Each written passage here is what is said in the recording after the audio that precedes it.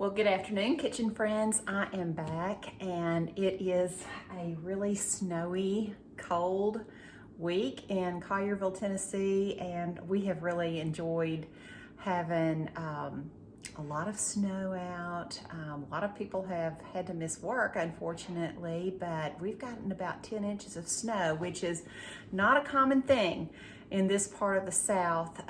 Every few years, we'll get some snow, but this has been quite a week, and I have enjoyed watching the grandkids videos of them playing and sledding in the snow. And if you hear in the background, you can probably hear my husband in the driveway shoveling snow off of the driveway. But I wanted to cook something easy and delicious and comforting today.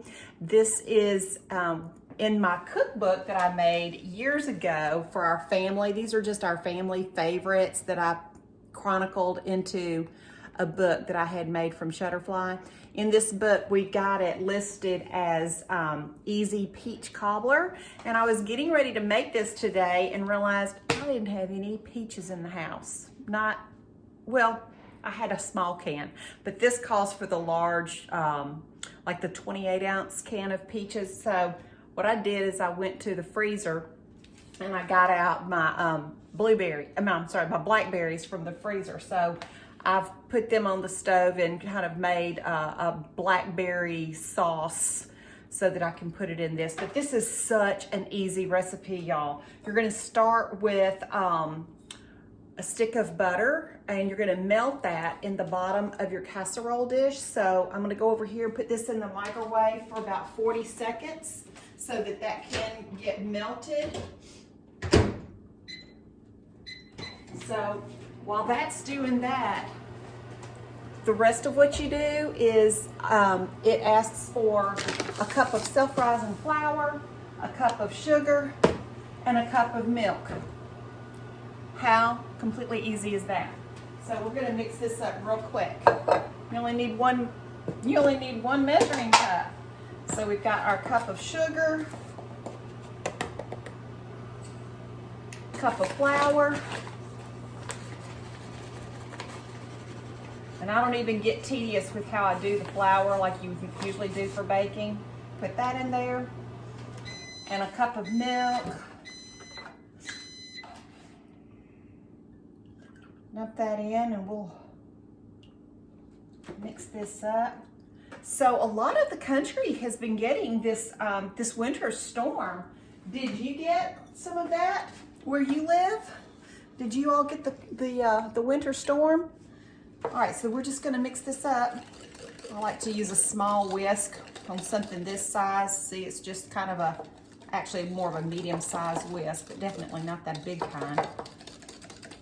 And so we're just gonna beat this out until it's smooth. And we're gonna pour this over the butter. Let me go get that out of the microwave now.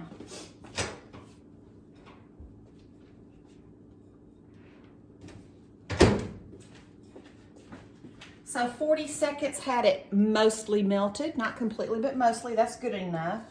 And then we're going to just gently pour this over the butter mixture.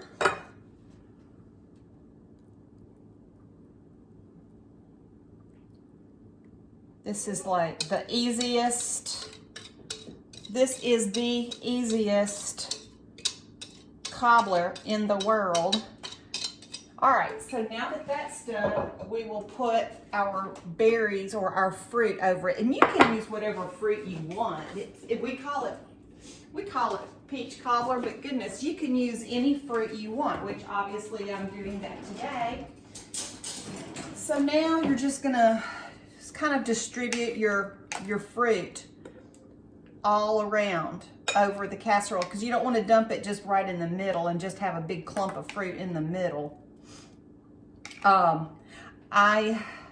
I'm not a big fan of Blackberry Cobbler because personally I just don't like the seeds that are in the blackberries.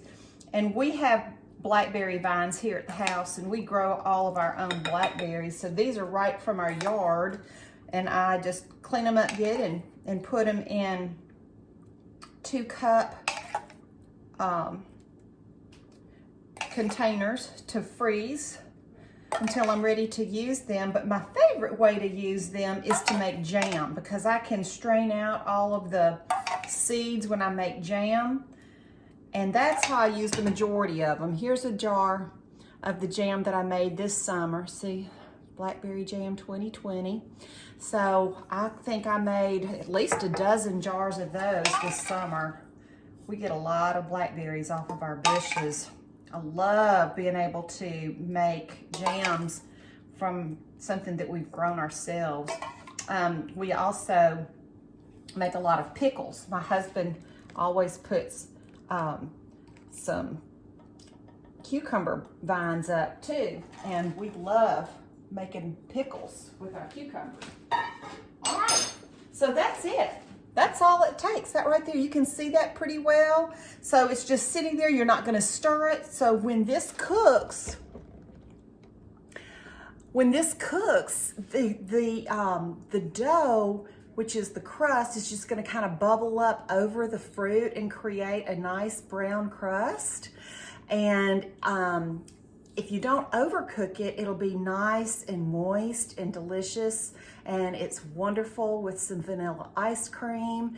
It is one of these quick and easy desserts that you can throw together for your family, kind of on the fly. It also makes a great dessert to take when you want to give something to someone. They've had a new baby or whatever the occasion is, and you want to take them something. This is a really easy one to take also, because as long as you've got the fruit, you've pretty much got everything you need in the house to make this. So this is going to go into the oven at 350 for 40 minutes. And just keep an eye on it, and I'll show it to you when it's done.